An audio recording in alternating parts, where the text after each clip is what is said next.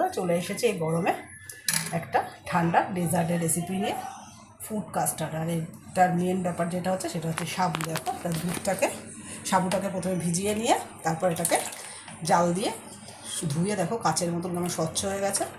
তারপরে ঠান্ডা দুধের ভিতরে কাস্টার্ড পাউডার গুলে দুধের ভিতরে মিশিয়েছি, গরম দুধে।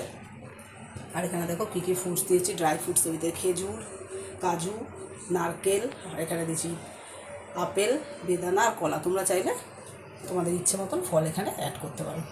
এবার দুধটা ঠান্ডা হয়ে গেছে, একে একে এর ভিতরে আমি ফ্রুটসগুলো মিশিয়ে দিচ্ছি।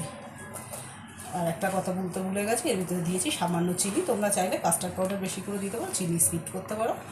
আমি সামান্য চিনি দিয়েছি, যেহেতু এটা ডেজার্ট মিষ্টি ছাড়া ভালো লাগবে না, তার জন্য একটু চিনি দিয়েছি এর ভিতরে।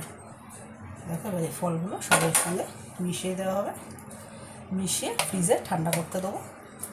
এটা ঠান্ডায় খেতে বেশি ভালো লাগে, এটা তোমরা রেখেও খেতে পারবে। লোকজন আসলেও এটা তোমরা সার্ভ করতে পারবে। এটা খেতে কিন্তু দারুণ হয়, আর এটা খুব পুষ্টিকর একটা খাবার বলতে পারো।